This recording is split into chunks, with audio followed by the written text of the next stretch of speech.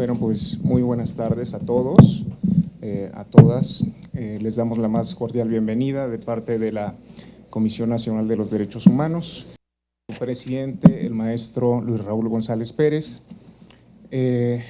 Nos congratulamos de la presencia de todos ustedes y bueno, esta tarde tenemos el gusto de contar con una mesa integrada por distintos especialistas en el tema relativo al papel o al rol que realizan las organizaciones de la sociedad civil en la realización de los derechos humanos.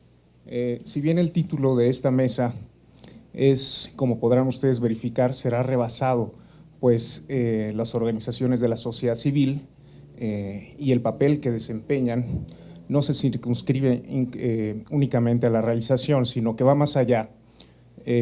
No solo en este tópico, sino también en la defensa, protección y promoción de los derechos humanos de las personas. Pues bien, damos inicio con las intervenciones. Siguiendo el orden, comenzará el licenciado José Antonio Polo Oteiza. Él es director general de la organización civil Causa en Común. Tendrán una participación, una intervención con una duración de 15 minutos cada uno de nuestros ponentes y al finalizar estas exposiciones habrá una fase de preguntas por parte de ellos.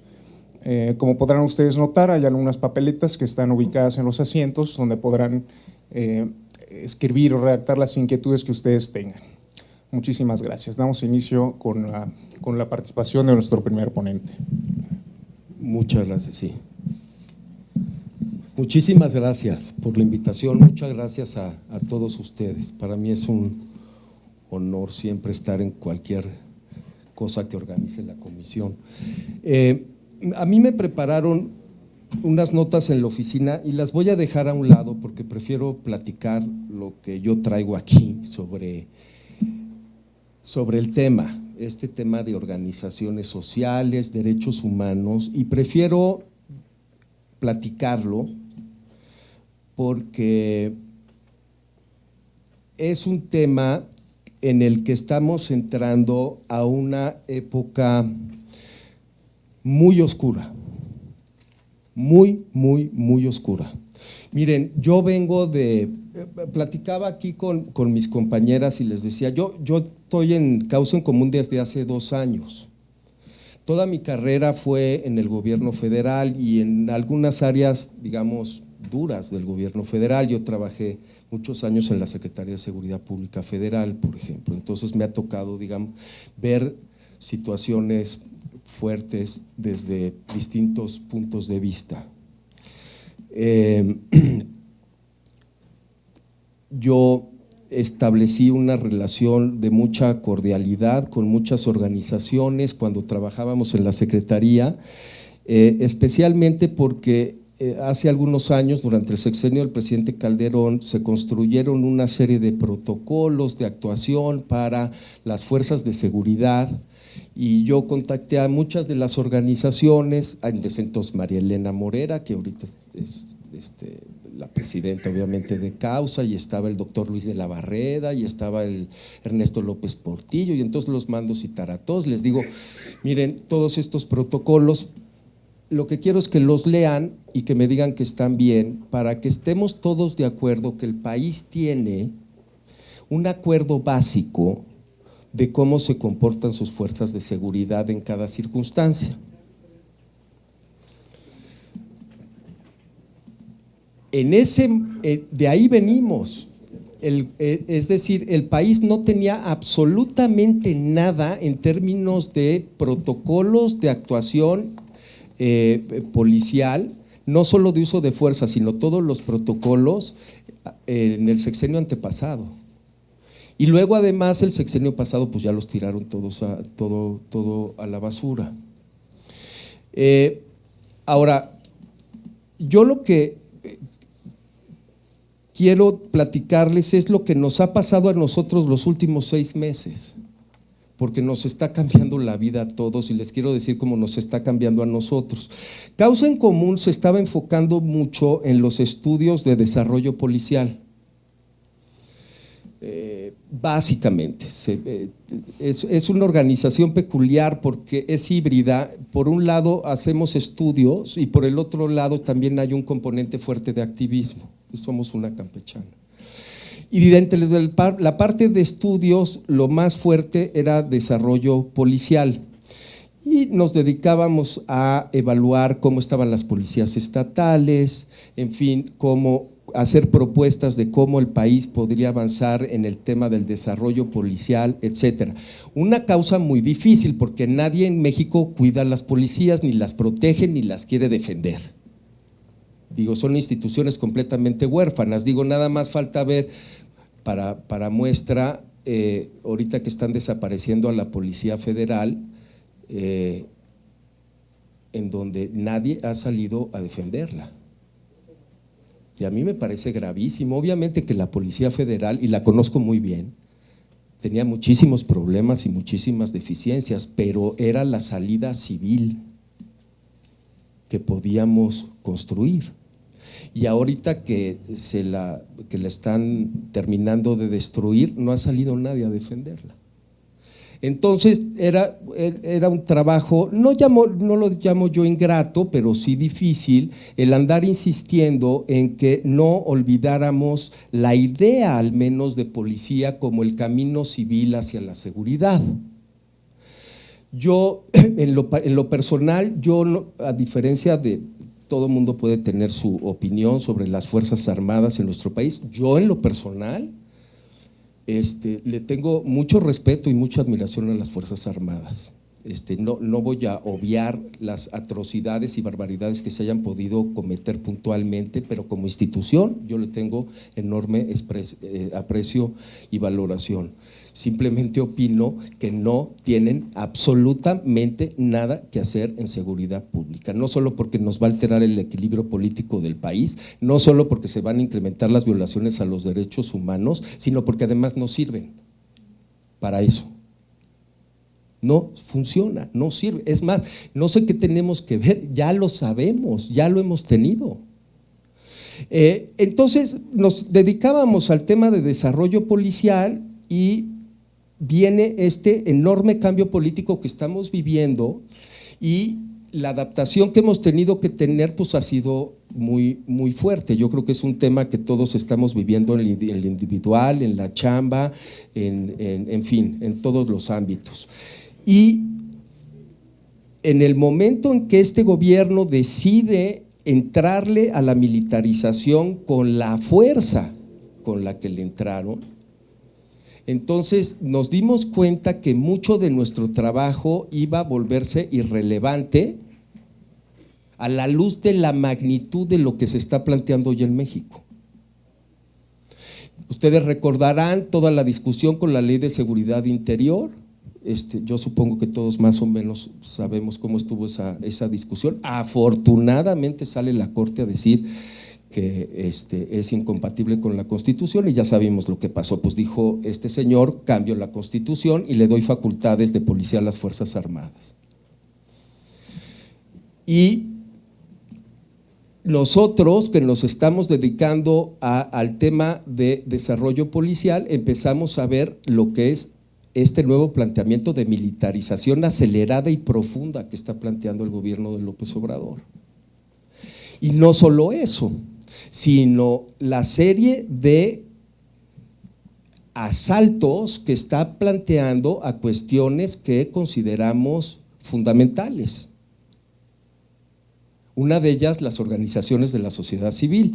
Nada más quiero recordarles, esto sí lo voy a tomar de lo que me hicieron, lo que dijo el presidente hace unas semanas, porque vale la pena recordar lo que dijo. No sé quién agarró eso de la sociedad civil, que se apropió la derecha, el conservadurismo.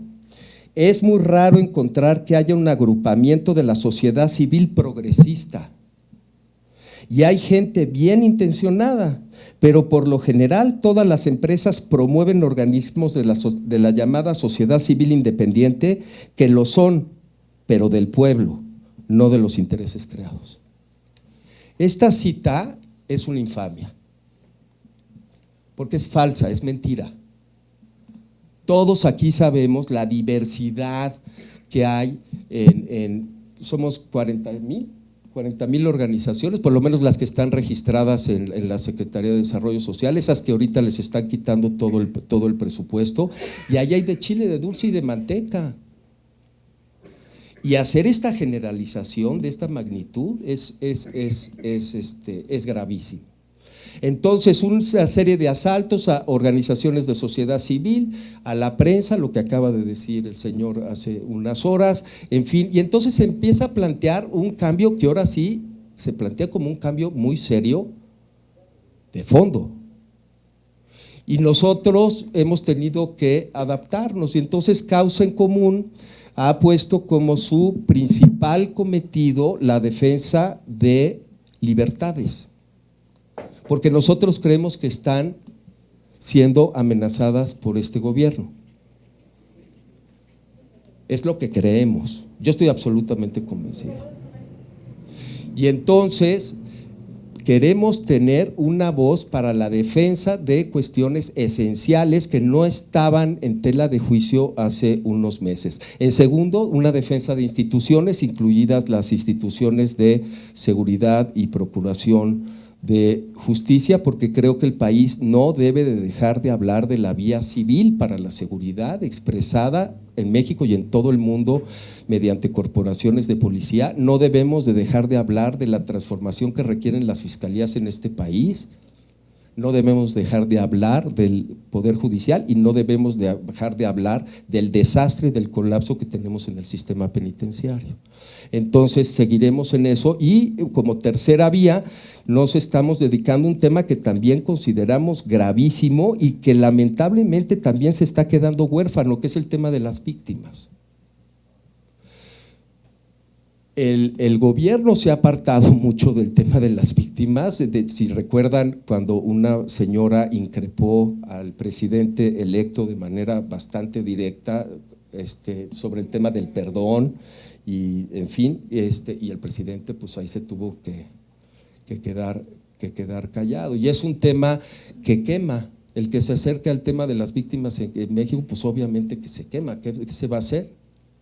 Nosotros ya estamos trabajando en una propuesta para modificar la Comisión Nacional de Víctimas y una propuesta para cambiar la ley que tenemos sobre víctimas, porque están hechas tanto la ley como la comisión para no funcionar. Entonces, eso es lo que nos ha pasado a nosotros, que ha sido una transformación fuertísima. En particular, además, creo que debemos de estarnos planteando en qué contexto se está dando este cambio, porque los índices de violencia en los que tenemos, que obviamente no son una responsabilidad todavía del actual gobierno, pero los índices de violencia y delictivos que tenemos están ya fuera de control. Traemos un promedio de asesinatos de 100 asesinatos diarios, 100 diarios, homicidios dolosos, asesinatos, no accidentes. Traemos 3,000 asesinatos al mes. Yo lo que digo es que cuando un gobierno en México dice que gobierna, pues perdónenme, yo no sé cómo se puede decir que gobiernas un lugar en donde tienes este nivel de violencia y criminalidad suelto. Y además con una apuesta a la militarización del país, en donde nada más déjenme darles una opinión sobre este tema, porque creo que es delicadísimo y tiene que ver con las organizaciones y tiene que ver con derechos humanos y tiene que ver con nuestro régimen político. La militarización va por muchas vías. El tema de la guardia es secundario, de veras es secundario. Fue muchísimo más importante darle facultades constitucionales a las Fuerzas Armadas para operar como policías. Eso no se lo había planteado ni el presidente Calderón, de veras, ni se había planteado, me consta. Es mucho más importante el dinero. La Secretaría de la Defensa Nacional tuvo un incremento del 11% en su presupuesto, cuando el resto del gobierno ya sabemos lo que están haciendo con él. Es muchísimo más importante el mando operativo que le están dando a elementos de las Fuerzas Armadas para controlar, operar, coordinar a las policías civiles de todo el país.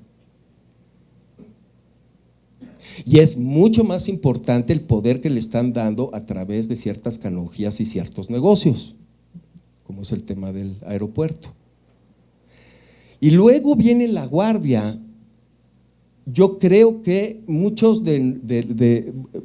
de la discusión ha sido equivocada porque se ha concentrado en una institución que no existe. Hubo mucha gente en el ámbito de las organizaciones civiles que se molestó mucho conmigo porque fui muy vocal diciendo que el intercambio que se estaba haciendo para darle facultades constitucionales a las Fuerzas Armadas a cambio de disque hacer una Guardia Civil era un pésimo intercambio, porque le estoy dando facultades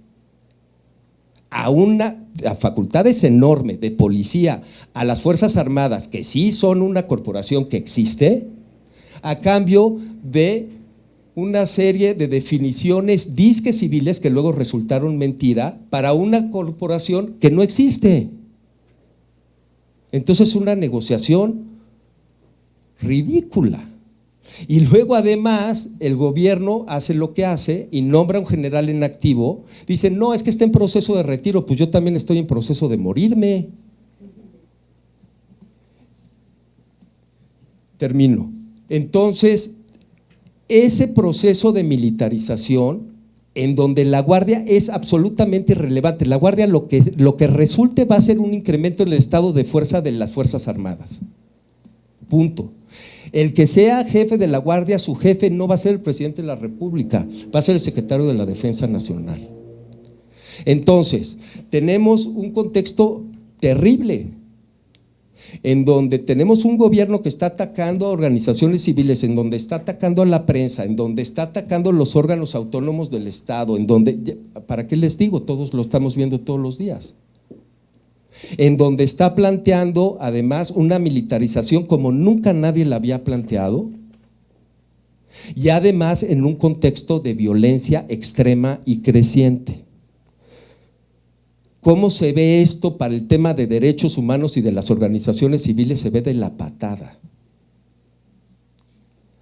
Y yo creo que mucho de lo que hemos estado platicando hasta hace unos meses, pues tenemos que revalorarlo y ver realmente cómo vamos a seguir primero existiendo. Porque muchas de las pequeñas organizaciones van a dejar de existir ahorita que les dejen de bajar el dinero, no pueden sobrevivir. Nosotros podemos sobrevivir todavía 1 año y medio más, nosotros, y nosotros somos los fresas, sí, tengo para 1 año y medio más, pero todo el resto, el 99% de las organizaciones de este país están al día y dependen del chequecito que les llega de Sedesol que les están quitando. Entonces el primer problema de las organizaciones en México es la sobrevivencia. Y luego tenemos que plantearnos cómo podemos, con esto termino, perdón, cómo podemos realmente tener un discurso común, independientemente de que tenemos distintos orígenes y defendemos distintas causas, un discurso común para defensa de lo que significan las organizaciones sociales, civiles en México.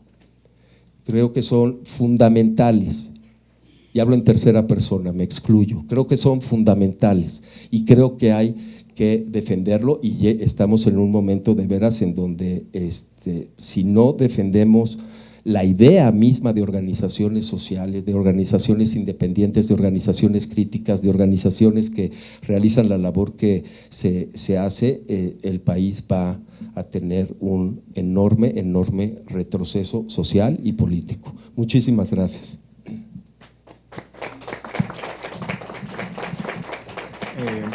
Pues bien, agradecemos esta interesante conversación del licenciado José Antonio Polo Teiza.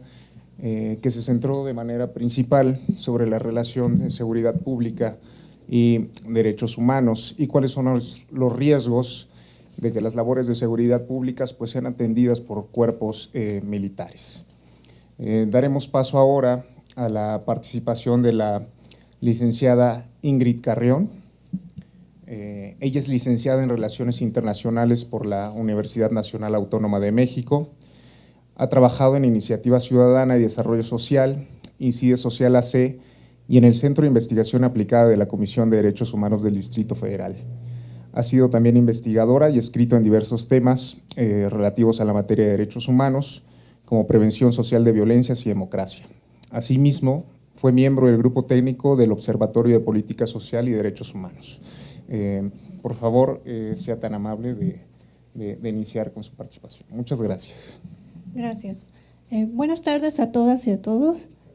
Quisiera comenzar por agradecer la invitación que la Comisión Nacional de Derechos Humanos hizo a la organización a esta mesa de análisis para dar a conocer como las diversas aportaciones que desde la sociedad civil se han realizado en la realización de los derechos humanos. Mi intervención consistirá en primer lugar en caracterizar a la sociedad civil. En segundo lugar, expondré la tipología o el tipo o la naturaleza de las intervenciones que las organizaciones de la sociedad civil han realizado en materia de derechos humanos, para más tarde señalar algunas de las diferentes líneas de acción que han emprendido a lo largo del tiempo para incidir en la promoción, respeto y protección de los derechos.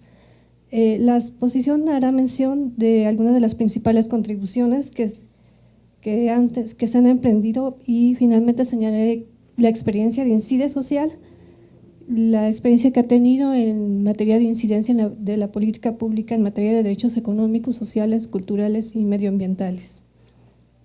Comenzaría por decir que de acuerdo a algunos autores como Alberto Orbera, las organizaciones de la sociedad civil se caracterizan por ser asociaciones de ciudadanos que actúan colectivamente a favor de alguna causa y persiguen algún interés material y simbólico, situándose por fuera del sistema político y sin seguir la lógica del mercado.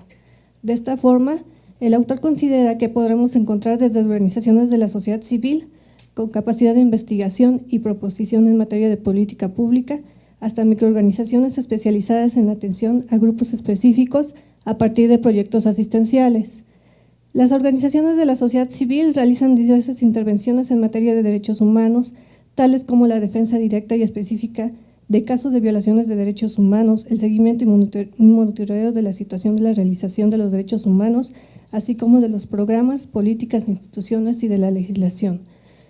Ello en la búsqueda porque el enfoque de derechos humanos se ha incorporado a cada una de las acciones gubernamentales.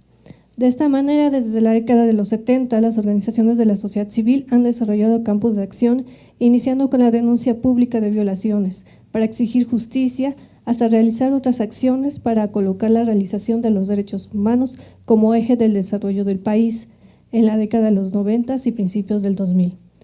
Además, no hay que dejar de mencionar la labor importante de defensa directa que hace así de las víctimas. En casos tan graves como el incendio de la guardería ABC, la actuación del ejército en el caso Tlatlaya, la desaparición forzada de estudiantes de la Escuela Normal de Ayotzinapa, en donde se ha reclamado la impartición de justicia, la sanción de los responsables de las violaciones a derechos humanos y la reparación integral de las víctimas.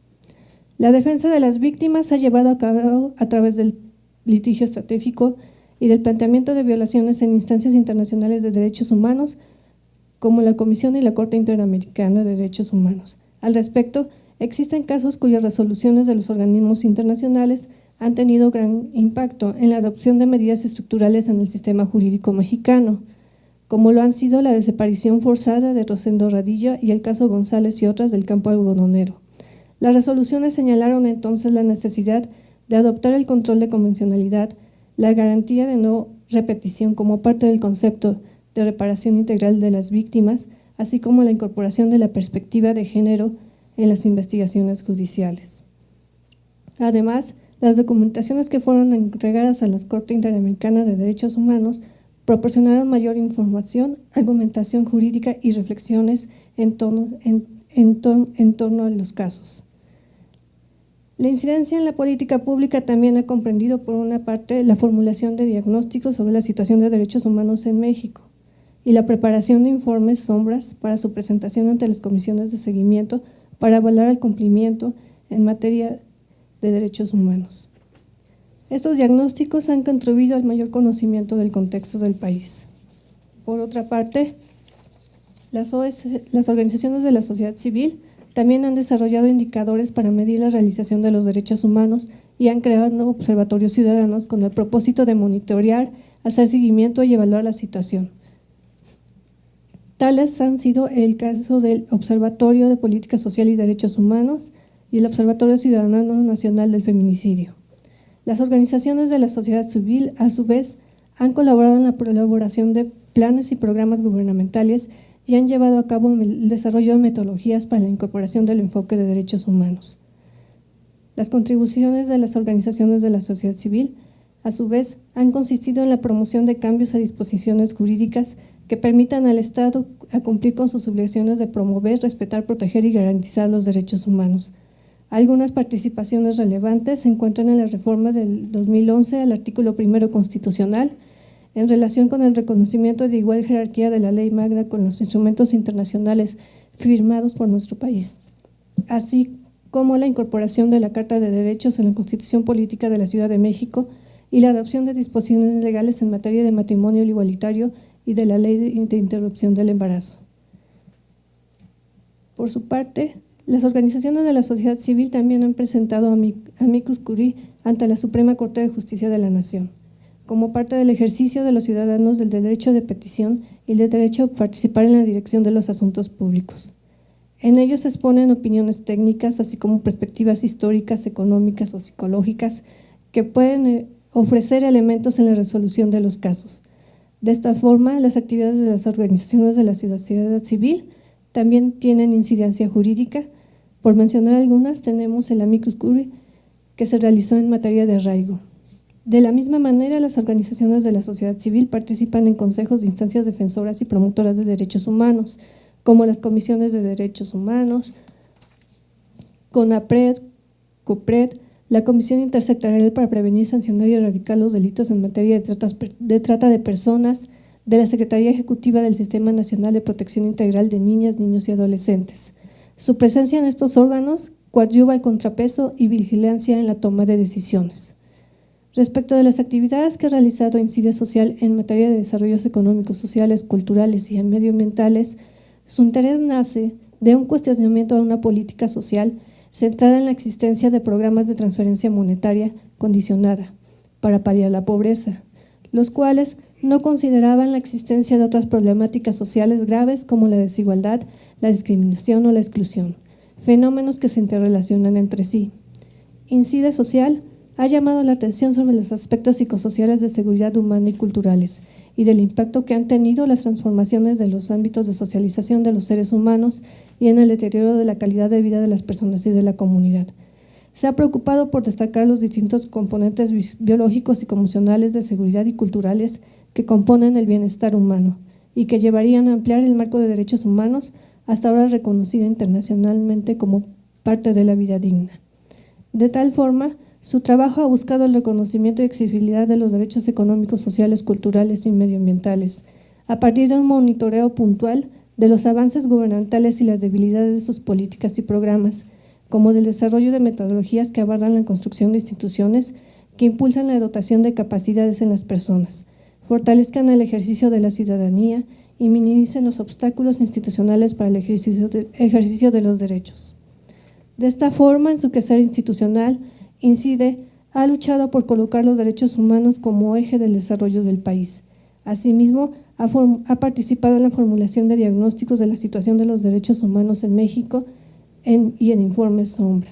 Por ejemplo, el diagnóstico sobre la situación de los derechos humanos en México presentado en 2003 por el Alto Comisionado de las Naciones Unidas. La contribución del equipo de INCIDE Social se centró entonces en los capítulos relativos a los derechos económicos, sociales, culturales y los derechos de las mujeres. A su vez, ha elaborado metodologías para incorporar el enfoque en los planes y programas de desarrollo.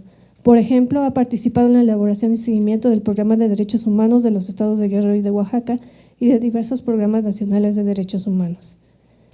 A partir de diciembre de 2005, la organización formó parte del Comité Coordinador de Seguimiento y Evaluación del Programa Nacional de Derechos Humanos, instancia permanente encargada de revisar, proponer y evaluar la política pública interna en el tema.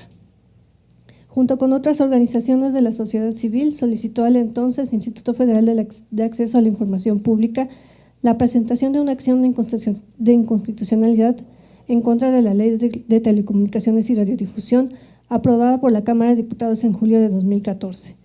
La petición estaba motivada por la violación del derecho a la privacidad y a la protección de datos personales, en la que se incurría por el establecimiento de disposiciones relacionadas con la obligación de los concesionarios de telecomunicaciones y proveedores de servicios de colaborar con las instancias de seguridad, procuración y administración de justicia en la localización geográfica y el acceso de metadatos de los usuarios. Otro aporte principal de la organización, ante la falta de indicadores confiables que pudieran brindar información sobre el avance en el cumplimiento de las obligaciones del Estado mexicano en materia de DESCA, fue la creación del Observatorio de Política Social y Derechos Humanos, quien desde 2007 se encarga de recopilar, sistematizar, analizar y difundir la información de análisis de política social desde el enfoque de derechos humanos para que sea conocida y aprovechada por la ciudadanía con el fin de avanzar en la exigencia y justiciabilidad de los DESCA. Cuenta con el sistema de indicadores de derechos económicos, sociales, culturales y medioambientales, el cual contiene información cuantitativa para cada derecho y cada indicador responde a los criterios de accesibilidad, disponibilidad, asequibilidad y calidad. Los trabajos del observatorio tuvieron una importante influencia en el desarrollo de la metodología de la medición de la pobreza desde el enfoque de derechos humanos de Coneval. INCIDE Social ha realizado acciones de observación y análisis de las repercusiones de las modificaciones de las leyes, de las decisiones de la Suprema Corte de Justicia y de las acciones e intervenciones de las secretarías del Gobierno Federal en el acceso u obstaculización de la población a servicios públicos sociales, en la regulación de la calidad de bienes y servicios de la disposición de las personas. Como podemos observar, las organizaciones de la sociedad civil de defensa de los derechos humanos han tenido un gran activismo desde distintos espacios nacionales e internacionales, no solo para contribuir al debate y de visibilizar el contexto de violaciones de derechos humanos, sino también para ofrecer propuestas a problemas estructurales que obstaculizan e impiden la garantía de los derechos humanos. Por su parte, las actividades de acompañamiento a las víctimas no solo han consistido en el tratamiento particular del caso, sino que ha conducido a la incorporación de criterios importantes en materia de impartición y procuración de justicia en el país. El interés de la sociedad civil por la promoción, protección, respeto y garantía de los derechos humanos se ha dirigido a la incorporación de este enfoque como eje de desarrollo del país, para lo cual además ha señalado también la importancia de fortalecer las capacidades y el ejercicio de exigibilidad de la ciudadanía. Asimismo, el impacto de las acciones de la sociedad civil ha conducido a la realización de cambios jurídicos, programáticos e institucionales considerables que deben ser tomados en cuenta en la construcción de una política pública con enfoque de derechos humanos. Sus aportaciones deben ser reconocidas por el sector gubernamental y no gubernamental. Nos preocupa no solo que no se esté propiciando un ambiente adecuado para que las organizaciones de la sociedad civil realicen sus actividades, sino que también se lleven a cabo políticas sin la adopción de sistemas de monitoreo y evaluación o de mecanismos de control. Las aportaciones de la sociedad civil, reconocidas incluso por los organismos internacionales de derechos humanos como la ONU, deben seguirse. Es lamentable que el descrédito que se ha realizado a la participación de la sociedad civil en las cuestiones de bienestar público. Muchas gracias.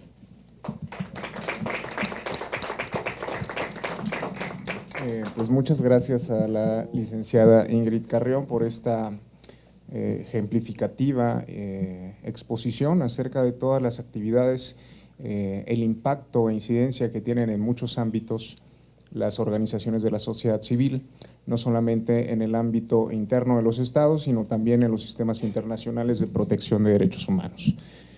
Pues bien, enseguida daremos el uso de la voz a la licenciada Azucena Enríquez García. Ella es licenciada en Sociología por la Facultad de Ciencias Políticas y Sociales de la UNAM.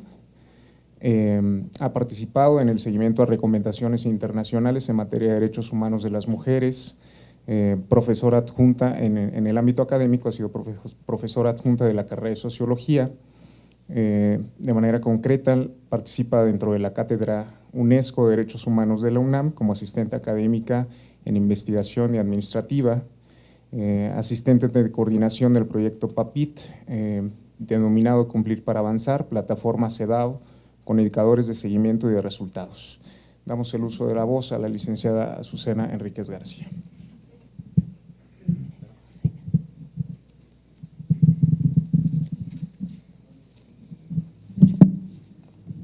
Muchas gracias.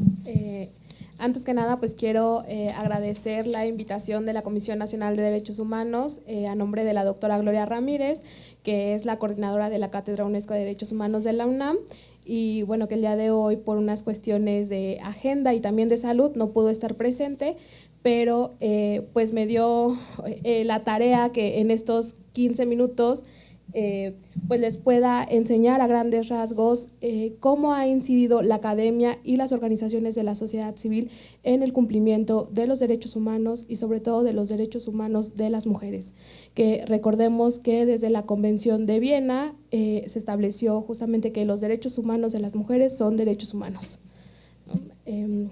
Traigo una pequeña presentación con la que me iré guiando. Y pues justamente el trabajo que hacemos en la cátedra se enmarca en la Convención CEDAW, que es la Convención sobre la Eliminación de todas las formas de discriminación contra la mujer, la cual México ratificó en 1981 y desde entonces México adquiere una serie de compromisos, lo cual a la hora de firmarla pues, se compromete a cumplir con las disposiciones que tiene esta convención, que son encaminadas justamente a erradicar la violencia y a proteger los derechos humanos de las mujeres. Desde entonces, bueno, más bien en este marco, la Cátedra UNESCO de Derechos Humanos de la UNAM, desde 2006, ha dado un seguimiento a las recomendaciones internacionales que ha hecho este comité, y pues lo ha hecho de la mano de instituciones de educación superior, pero sobre todo con las organizaciones de la sociedad civil, ¿no?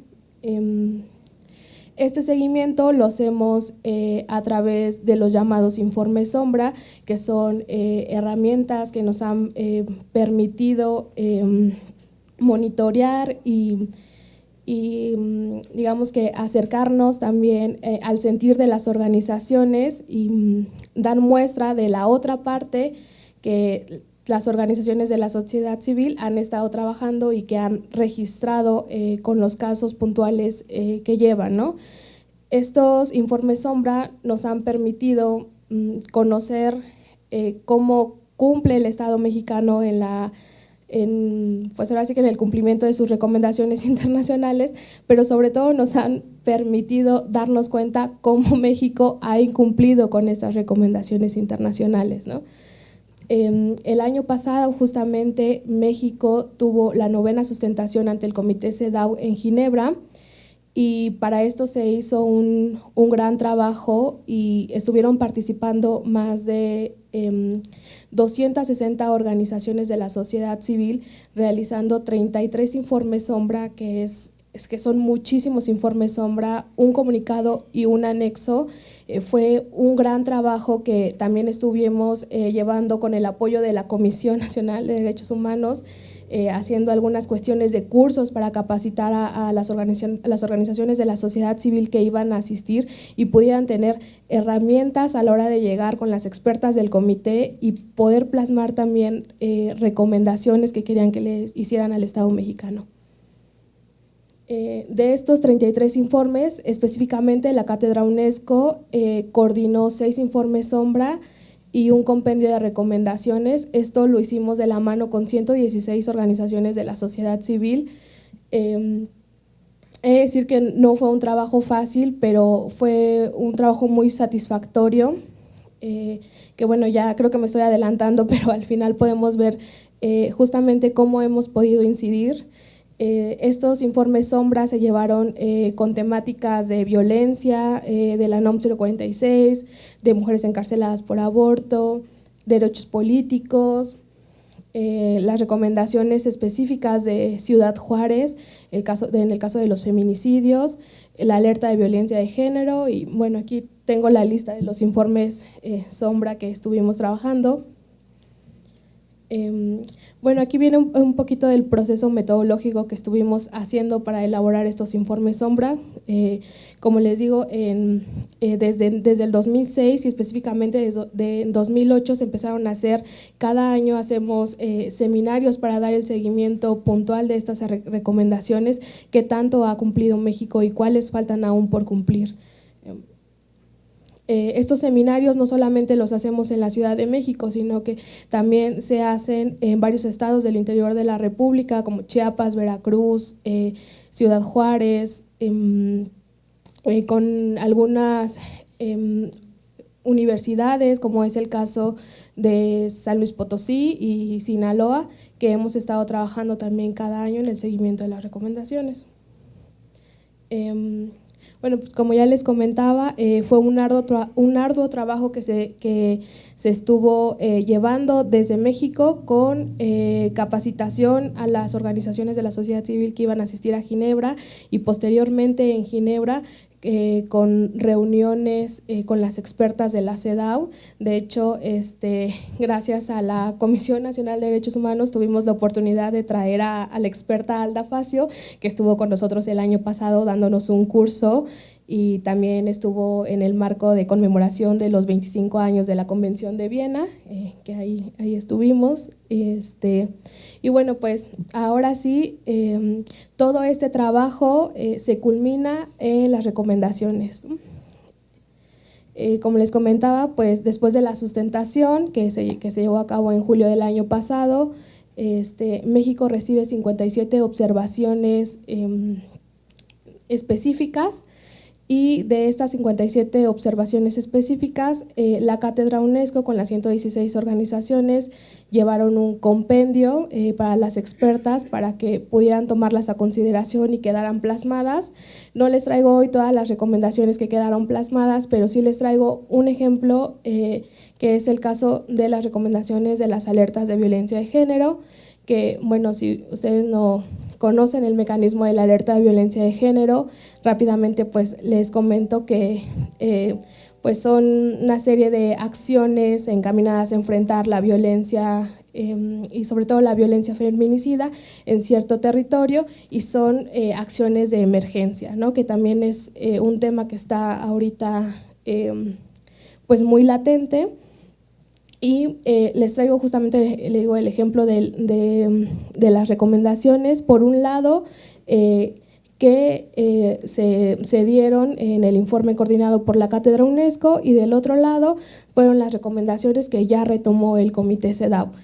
Aquí sí me quiero detener un poquito porque es aquí donde vemos cómo ha incidido la academia y este trabajo de las organizaciones de la sociedad civil, ¿no? No son las mismas palabras, pero sí retoma la idea esencial. La primera tiene que ver justamente con la coordinación a nivel federal, estatal y municipal sobre el mecanismo de la alerta de violencia de género, ¿no? Que de hecho es la primera vez este año que el comité retoma tal cual el mecanismo de la alerta de violencia de género. En 2012 sus recomendaciones sí iban enfocadas a violencia, pero ahorita fue muy específico y fue gracias a que en Ginebra las organizaciones estuvieron insistiendo en que tenía que quedar tal cual el seguimiento del mecanismo. Las otras recomendaciones pues van encaminadas a la armonización y activación del programa de la alerta AMBER y el protocolo ALBA. Bueno, las dos que tengo aquí están encaminadas a eso, a agilizar también los protocolos de búsqueda de niñas en el caso de desaparición y trata, a reforzar los mecanismos de la sistematización de datos, que eso es algo que hoy en día no se tiene. El Banabim no está funcionando como debe y fue algo que también quedó en las recomendaciones y que estuvimos insistiendo en que se plasmara.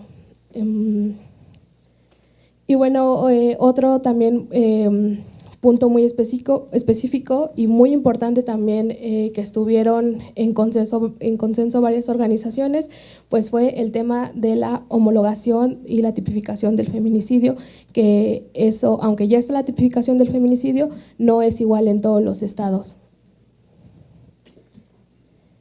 Y bueno, yo ya estoy por terminar, creo que me fui hasta más rápido de lo que debía, pero tenemos ahorita un gran reto y es de que el comité CEDAW tiene que presentarse cada 4 años. Esto quiere decir que en 2022 tendría que presentar nuevamente un informe.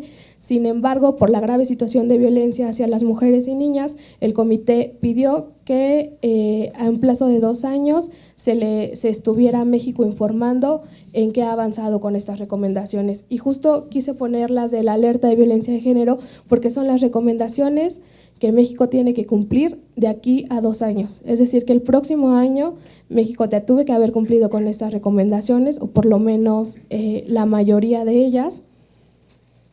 Y desde el año pasado que terminó la sustentación, hemos seguido en un trabajo constante con las organizaciones, con los institutos de educación superior, porque esto es un trabajo constante, ¿no? La protección y defensa de los derechos humanos no se sueltan, no los estamos dejando, y menos los derechos humanos de las mujeres.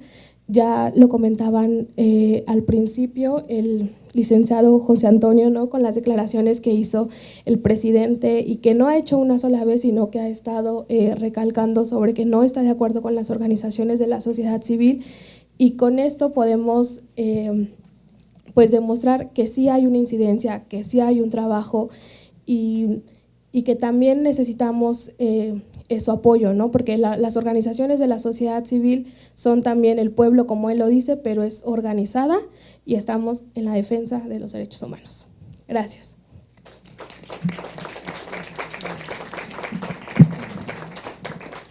Pues agradecemos a la licenciada Susana Enríquez García, quien nos habló del trabajo de las organizaciones de la sociedad civil como entidades consultivas dentro del Sistema Universal de Naciones Unidas.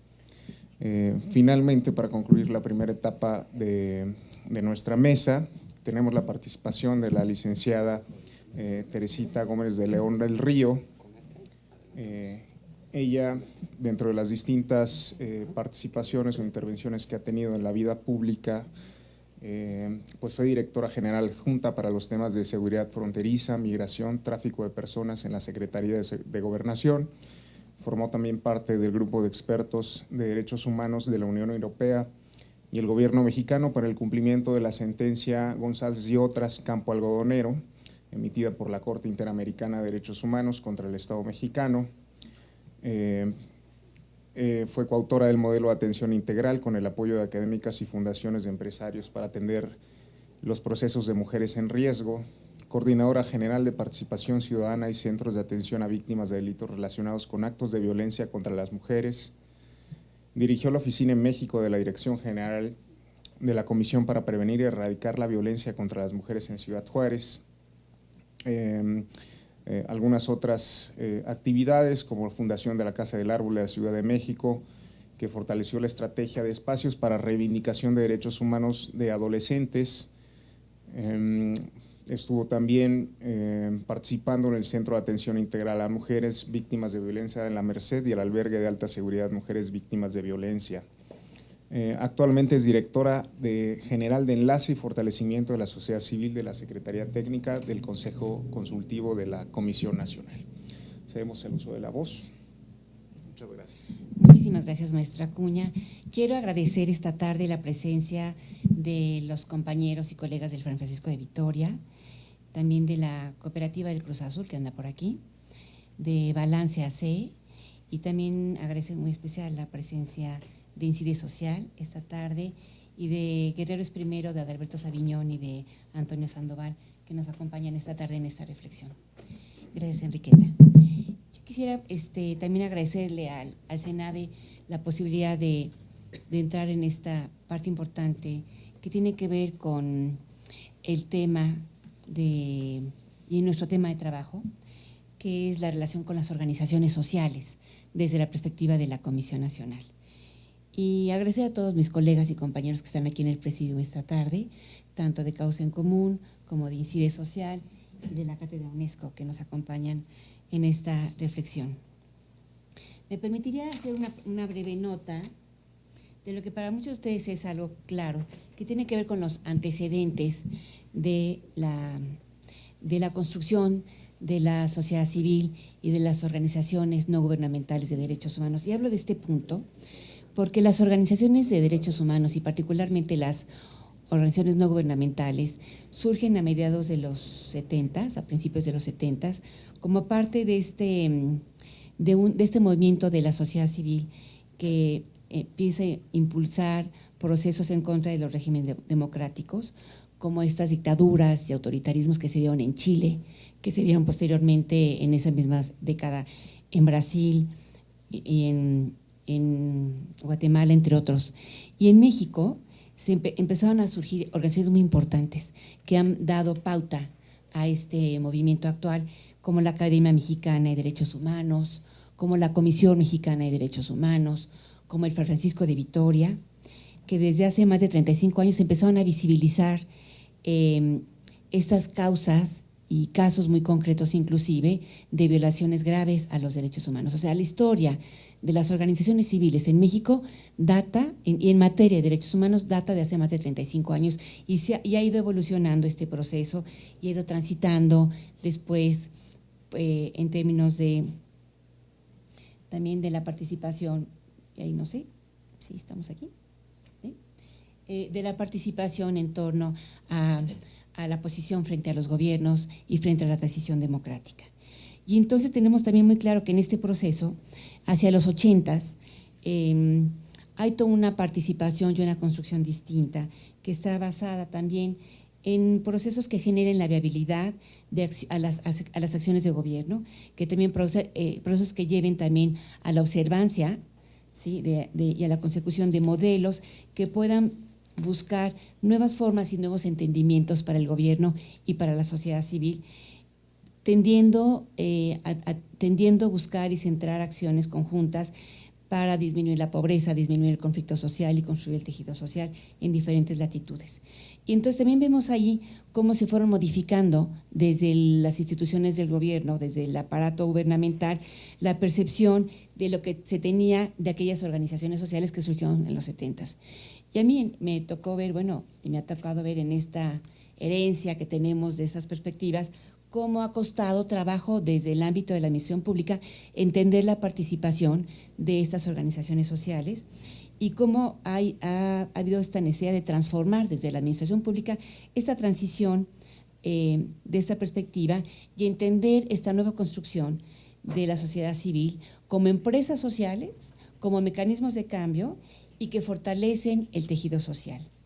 Y así vemos cómo estos compromisos concretos de exigibilidad de derechos han ido generando espacios alternativos y espacios de mediación y de diálogo que contribuyen a erradicar causas importantes de violaciones graves a derechos humanos y que además, sobre todo, han ido consolidando al interior estrategias legales, estrategias académicas, de investigación, de impacto psicosocial, de incidencia y de difusión para construir una sociedad más justa e igualitaria en nuestro país.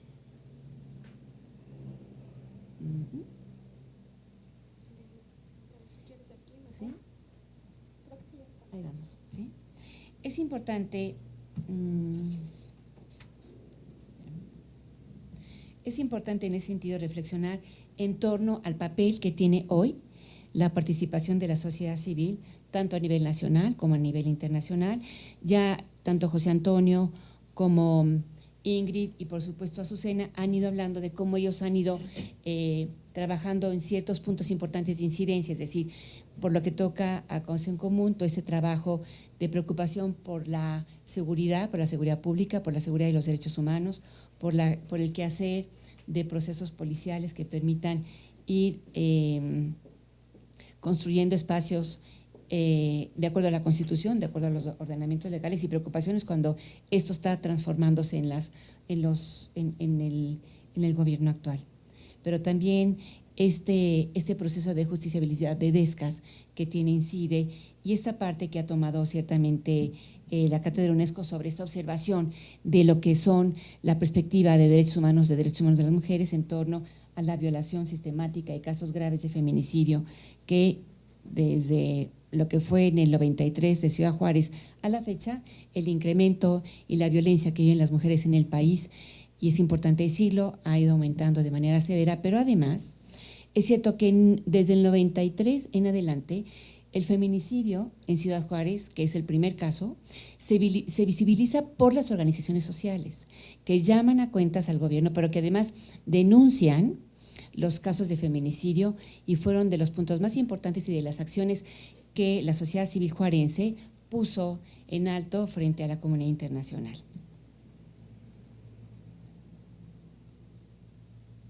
Y me gustaría tocar como puntos que quizá aquí no se han citado, pero que me parece importante que este tema del ámbito de la protección de derechos humanos y la participación de la sociedad civil tiene que ver con instrumentos también internacionales que México ha firmado y que tiene que suscribir y que no podemos evitarlos. Entonces, eso es muy importante porque tenemos un marco internacional que México ha suscrito y que fortalece el quehacer de las organizaciones sociales y su interrelación con el gobierno mexicano. Aquí nada más citaría tres instrumentos importantes. El primero, en la Declaración y el Programa de Viena, en el 1993 en Viena, en el párrafo 38, reconoce fundamentalmente la participación de las organizaciones sociales en la promoción de los derechos humanos y en las actividades humanitarias a nivel nacional e internacional. Los principios de París del 94 es esta resolución importantísima que también establece la importancia de la relación de los organismos no gubernamentales, organizaciones no gubernamentales en el quehacer de aquella época, pero que también plantea la importancia de su participación en el ámbito nacional, internacional y en el desarrollo económico y social, contra la lucha contra la discriminación, contra el racismo, contra la violencia de género y especialmente la atención de esferas especializadas y la atención de grupos especiales de colaboración conjunta con la administración pública y las instituciones nacionales. Y después el otro instrumento muy importante que es en el 2015, la Agenda 2030, donde una vez más el objetivo 16 de la Agenda 2030 para el Desarrollo Sostenible vuelve a poner énfasis en la importancia de generar medidas de adopción para garantizar la participación de las organizaciones sociales en las decisiones de gobierno de alto nivel, inclusivas y de manera participativa y representativa que respondan a las diversas necesidades de los diversos grupos poblacionales. Es decir, que México en la suscripción de instrumentos internacionales sigue y estará obligado a cumplir con estas agendas internacionales y eso no hay que obviarlo, ¿sí? Bueno, y en esta última parte, que me parece que es que no son únicos, pero que es importante hacer mención antes de tocar esta última lámina, es la observación número 25 del Comité de Derechos Humanos, donde también insisto otra vez en la importancia de la participación de organizaciones sociales en los asuntos públicos y sobre todo la Declaración sobre el Derecho y el Deber de los Individuos y Grupos y de Instituciones no gubernamentales y sociales a proteger las libertades y exigir a los gobiernos la protección de las libertades fundamentales reconocidos en la Asamblea General en 1998. En ese sentido, esta resolución del 98 incide en la Declaración de las Américas para que los países miembros de la OEA suscriban y fomenten esta participación de la sociedad civil. Y ahí me gustaría nada más citar que en la Ciudad de México, bueno, México tiene un número importante de participación y de registro de organizaciones sociales. Solamente en la Ciudad de México se cuentan más de 7,000 organizaciones sociales inscritas en este registro y las delegaciones más importantes son las hoy alcaldías son la Cuauhtémoc, la Benito Juárez, Coyoacán, Miguel Hidalgo e Iztapalapa. Y bueno, muchas tienen la residencia ahí, aunque es cierto y también hacer mención de que aun cuando tienen la residencia legal ahí, participan en procesos que incluso muchas de ellas tienen al interior del país. Y como estados, los estados que tienen menos participación y menos organización social jurídicamente hablando, y quiero ahí hacer un paréntesis, son los estados de Oaxaca, Chiapas y Veracruz. Y digo hacer un paréntesis porque la Comisión Nacional, cuando llegó en el 2015, se encontró con un área de relación con ONGs que tenía 4.850 registros de organizaciones no gubernamentales. Y tenía más o menos convenios con esas 4.000 organizaciones sociales. Sin embargo, al hacer la revisión interna de expedientes, nos dimos cuenta que la comisión durante los últimos periodos hizo convenios de colaboración con organizaciones sociales que no tenían una identidad jurídica propia. Entonces, cuando se hacen convenios jurídicos, se hacen convenios con organizaciones jurídicas que tienen una representación jurídica.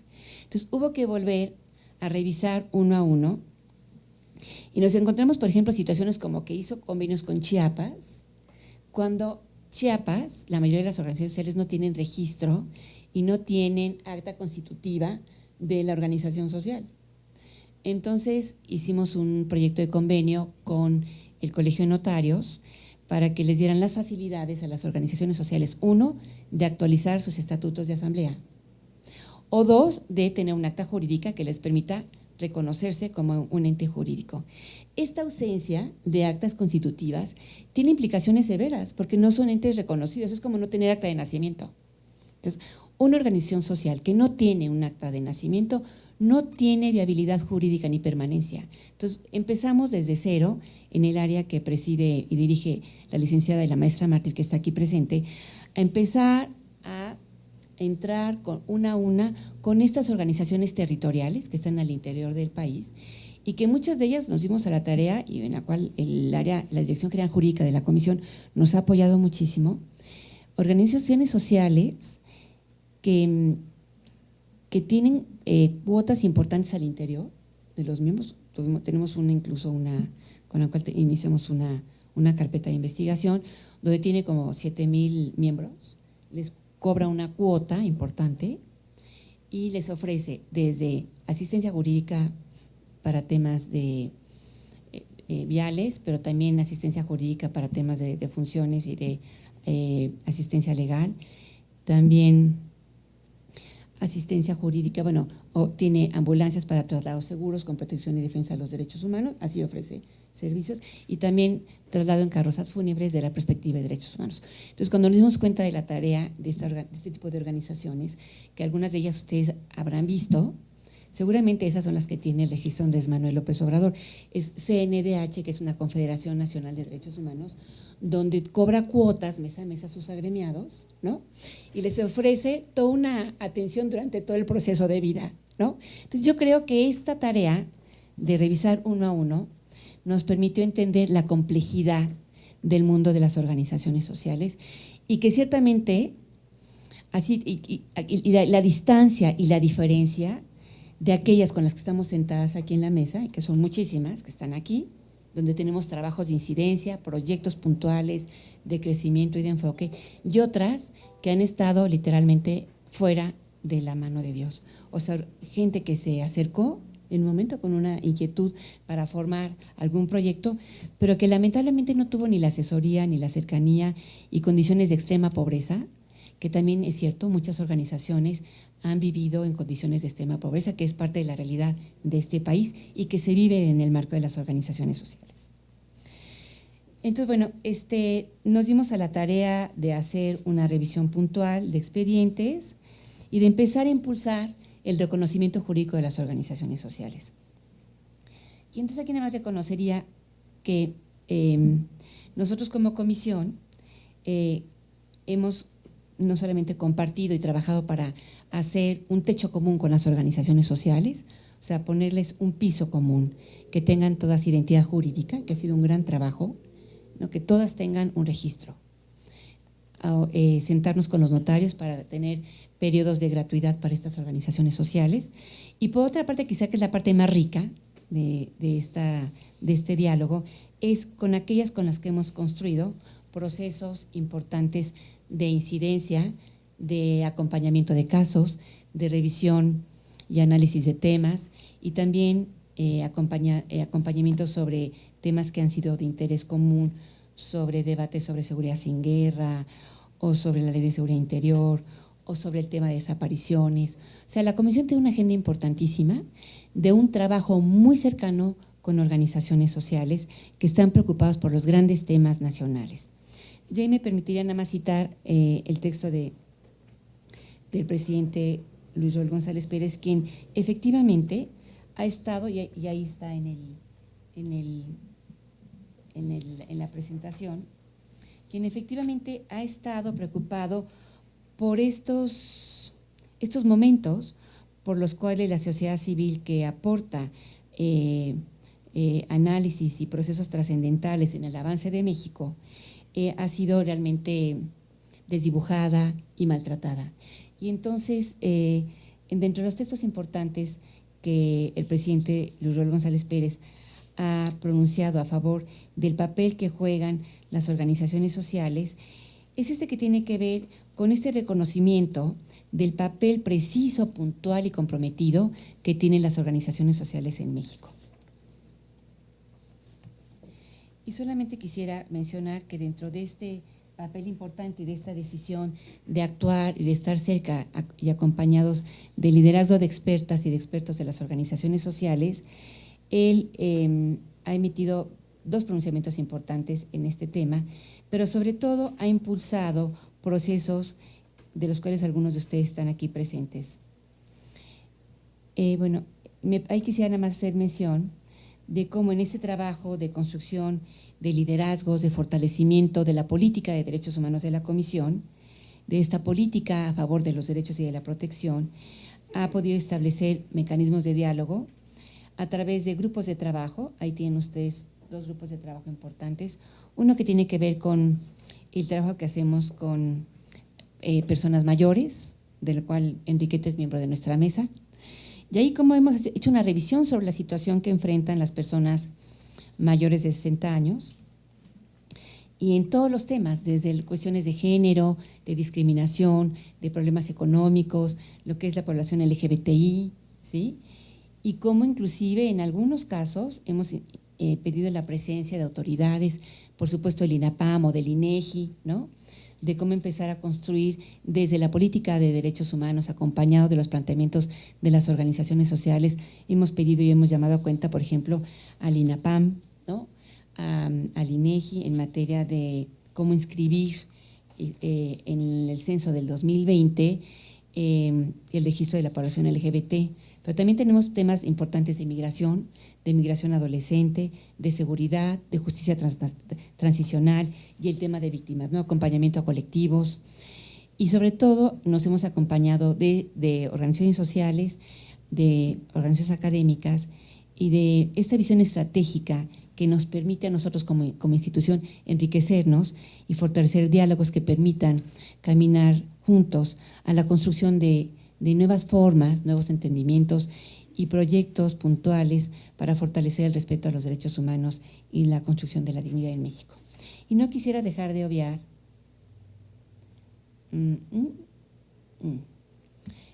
cuando hablo de colectivos y de temas, también la Comisión ha acompañado propuestas de movimientos importantes sobre desaparecidos, del movimiento nacional, pero también ha acompañado procesos de la cátedra en materia de la CEDAW, y uno que ha sido un cambio importante en la concepción del acompañamiento a las organizaciones sociales es esta iniciativa ciudadana que gracias al Centro Linda Vista hemos podido acompañar, que es Guerreros Primero, y que incorpora ejes temáticos sustantivos para la protección de derechos humanos desde la justiciabilidad de DESCAS. Y aquí ha sido un cambio importante también para la Comisión.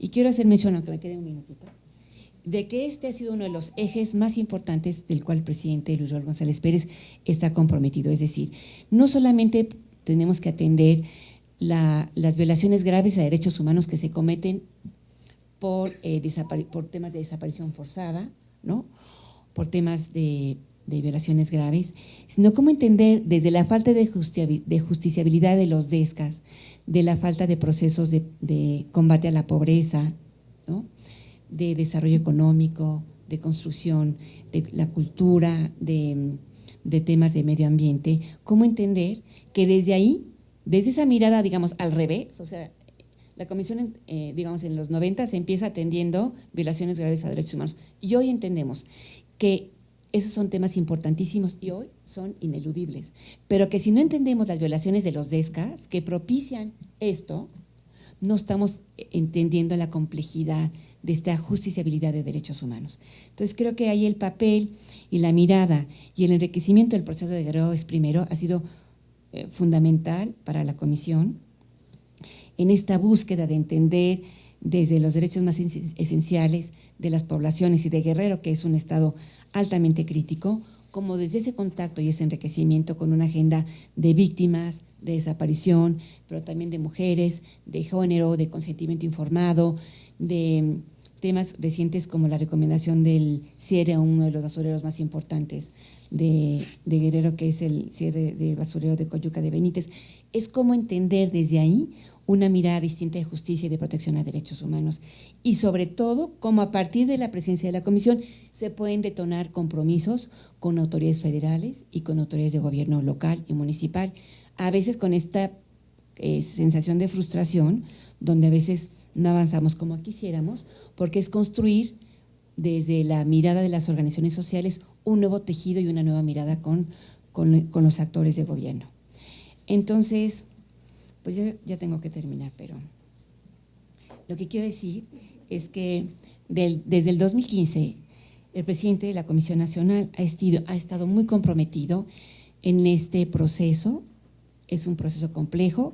Es cierto que también las organizaciones sociales han ido elevando cada vez más, y en esta mesa están representadas, su nivel de expertise, su nivel de litigio y de análisis, de fundamentación, y eso a la comisión la enriqueció muchísimo para enriquecer nuestro trabajo, para fortalecer los documentos de análisis, para traer y aportar nuevos estudios. El más reciente ayer sobre esto de un informe que presentamos el día de ayer sobre, ya se me olvidó el nombre, sobre el linchamiento a nivel nacional, que es terrible, es algo, ¿no?, de lo que estamos hablando ahorita, este tema de violencias, ¿no?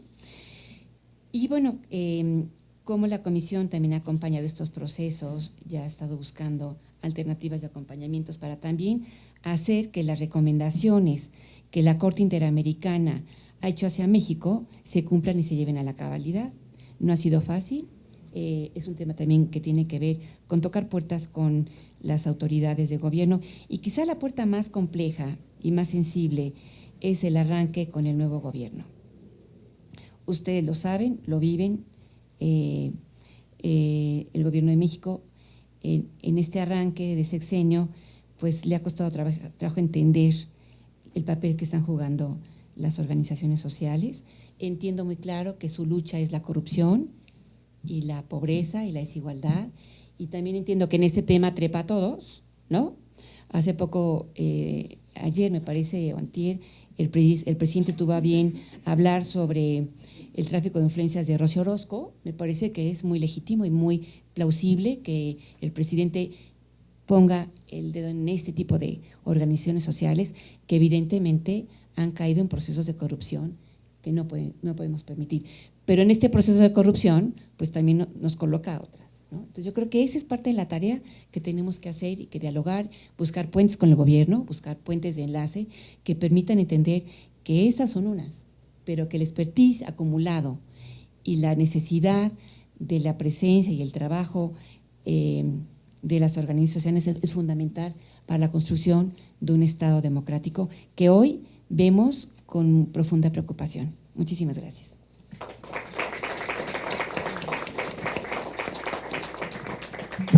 Pues agradecemos la participación de nuestros ponentes, un sentido de agradecimiento a cada uno de ellos, quienes nos brindaron un generoso panorama acerca de la multiplicidad de actividades e intervenciones que tienen las entidades no gubernamentales, principalmente en aquellos aspectos que son desatendidos por el Estado, y si de alguna manera pudiéramos concretar o sintetizar esa labor, pues es que las organizaciones de la sociedad civil dan voz a aquellas personas que no son escuchadas, especialmente tratándose de los grupos en situación de vulnerabilidad. Con esto pues daremos por concluida esta mesa de diálogo. Les agradecemos mucho su asistencia.